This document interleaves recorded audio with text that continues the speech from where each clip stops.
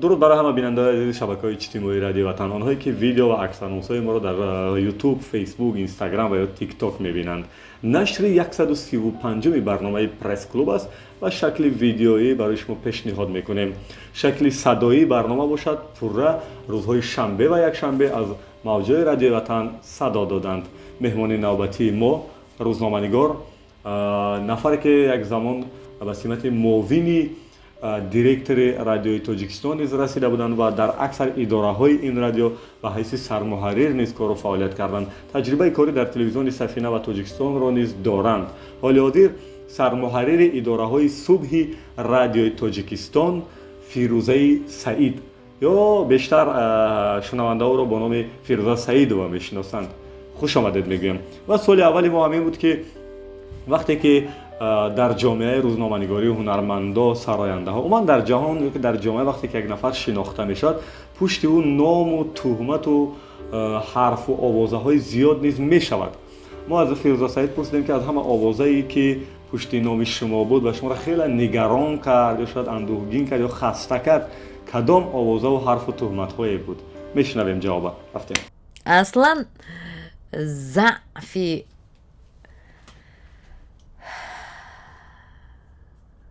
آدمان بیکار همین است که با کسبیت نه با شخصیت دخالت میکنن. متاسفانه وقتی آوازه های بردروغ درباره شخصیت آدم گفته می شود، هرچند دروغ است ولی روان ما را خلالدار میکند، بر روان ما یک مقدار زهر میزند. ولی وقت داوری خوب است دلیر، وقت داوری خوب است. من همه این آوازه ها رو تحمل کردم. وقت با گذشت خودش در وقت و ساعت و ثانیه هاش نشان داد که کی هست، حقیقت جانب کی هست و این داوری خوب حق رو جانب ما پرتافت. برای موفق شدن یک زن روزنامه‌نگار یا یک زنی که در جامعه فعال باشد و شناخته شود، عائله تا کجا مهم است؟ فیروزه سعید چنین گفتند. بشنویم. نقش بزرگ دارد. مثلا عائله شما چی نقش دارد؟ وقتی که من در جاده خودم فعالیت میکنم، من گذشته رو به خاطر اندک بیارم. من بسیار میخواستم یک ژورنالیست موفق یا زنی موفق باشم و اندک از عائله فراموش کردم. متاسفانه عائله در درجه دوم میایستاد. به قول خودم رو 70% مرد میپنداشتم، 30% زن. وقتی که تجربه زیاد شد در فعالیت در عائله، خب بعضا سوراخی ها پدید آمد. دیدیم که کمبودی ما در همین است. خوشبختانه دیده توانستیم کمبودی های خود.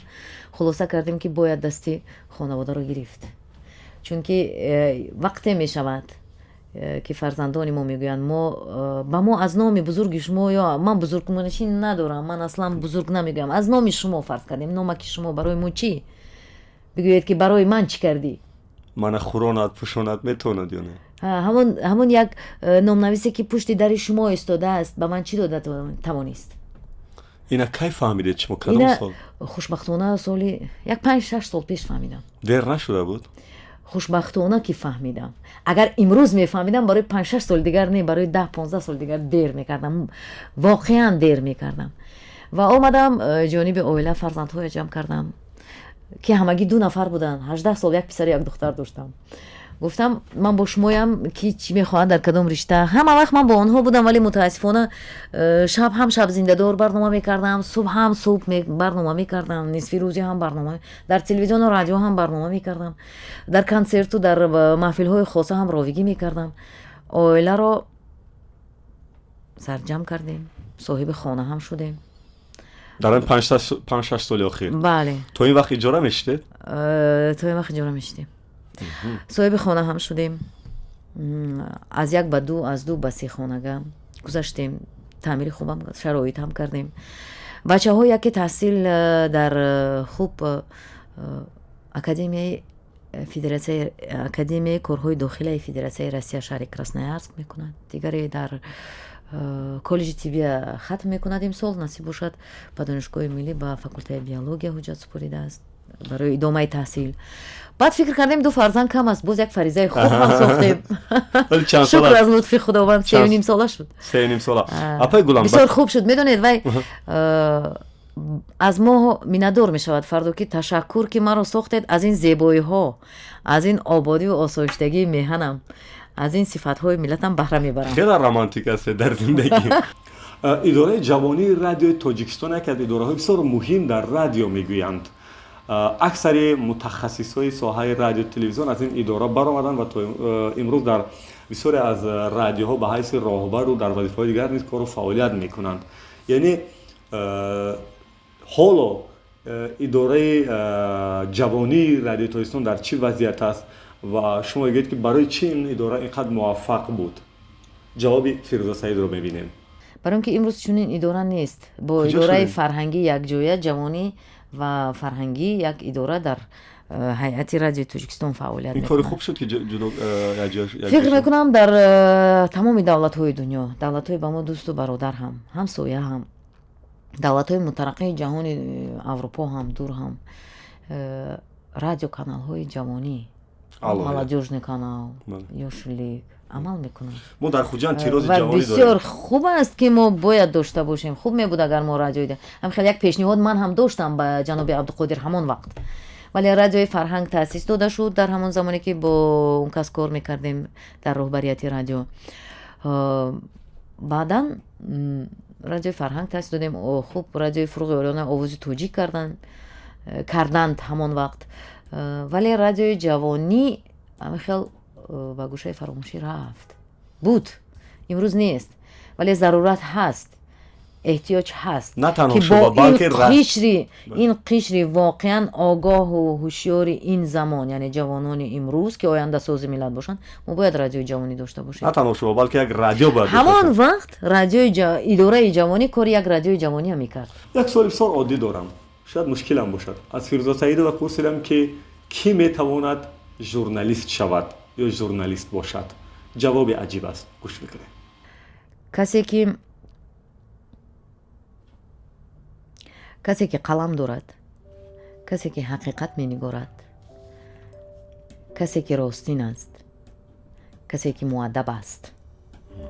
журналистика ҳам этикаи хоси худа дорад. ҳарчанд қонунҳои матбуот этикаи журналистика, озодии баён вижагиҳои худашона доранд, яъне бандҳои худашона доранд, вале муаддаб будан, ростин будан, ҳақгӯ будан, қалам доштан, сухани созанда, сухани дуруст ва дар ҷояш гуфтан ҳунар аст. мавзӯи баҳсбарангезе ки доим мо бо ҳамсоҳбатонамон дар пресс-клуб матраҳ мекунем, ин тарбияи мутахассисот дар шуъба ё факултаҳои журналистика дар донишгоҳҳои олии кишвар. албатта ин назари ман аст, шояд бисёриҳо ба ин мувофиқ набошанд, вале ман мехоҳам пурсам аз Фирӯза Саидова ки чаро дар шуъба ё факултаҳои журналистикаи донишгоҳҳои мо рӯзноманигорои муваффақ кам тарбия мешаванд, кам ба воя мерасанд? сабаб чи аст? чаро намебароянд? кам мебароянд. шумо машҳур нестед? мо нахондем журналист. Рустами ҷонӣ куҷо хонд? филология хонд. мо журналист нахондем. Сафо Сафаров шарқшинос хонд. хуб набиге худатон. ӯ ҳам синфи ман аст. Сафо Сафаров. Рустами ҷонӣ бо ман кор кард. Субҳон Ҷалилов физик хонд. Сайфулло Салимов химик хонд ҳозир. Саҷафар Ашуров математик хонд. ҳама бачаҳое ҳастанд ки мо ҳамроҳ дар радиои ҷавонӣ, дар идораи ҷавонӣ якҷоя сабзидем. хуб намедонам чаро ин тур аст.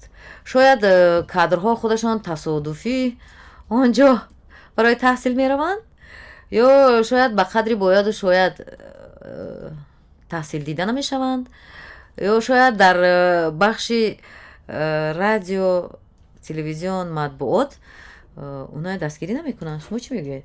ман аз шумо хостам пурсам. ман ҳам дар андеша афтодам. дар ин бора фикр накарда будам ҳеҷ бор. аксари ровиёни радио манбаи дигари даромад низ доранд. ровигӣ дар тӯю маъракаҳо. ман аз Фирӯза Саидова гуфтам ки шумо низ тӯй меравед, онҳоро хеле сахташон омад. барои чӣ? гӯш мекунем. ман тӯйравӣ нагуфтам, ман маҳфилороӣ ва суханварӣ гуфтам. барои чӣ тӯйравӣ? чӣ бадӣ дорад? бадӣ надорад, вале бисёр забонзада ва гӯшхарош аст. хоб ба маҳфилороии шумо ва ман медонам ба кадом маҳфил меравам, ҳамнишини ман кӣ мешавад, бо кӣ меравам, чӣ мегӯям. ҳамон шахсе ки маро даъват кардааст ба ҳамин ситоиш ё ҳамду сано арзанда ҳаст ё не? با کی میروم، چی میکنم، چی میگویم، من در این باره اول اندیشه میکنم. برای من منفیت کیسه‌ام بالاتر نمیستد. من سخن رو به دریغ به هر شخصی که نمیارزد از بالای سرش نمیریزم. یک زن بانوی روزنامه‌نگار، عموما ما میخواهیم نمیخواهیم میگیم که شبانه زن باید در خانه در نزد فرزندا و پدر و مادر در نزد همسرش باشد. ولی فیروزه سعیدова مهمون برنامه ما یک برنامه شبانه داشت که در دل شب پخش میشد و به طور زنده. ولی از آنها پرسیدیم که چگونه این برنامه نیمه شبی رو پیشنهاد میکردند که در خانه همسر داشتند و فرزندا نیز.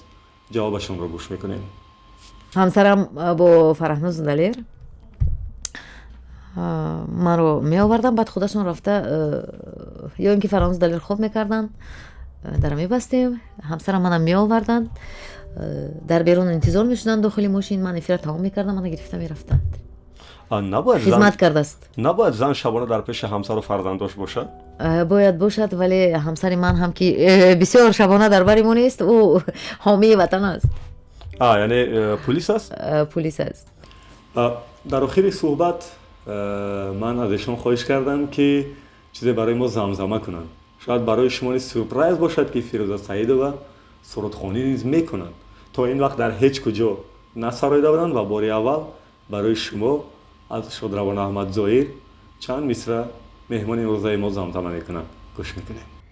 یک دل میگه برو برو، یک دلم میگه نرو نرو، طاقت ندارد دلم بی تو چی کنم.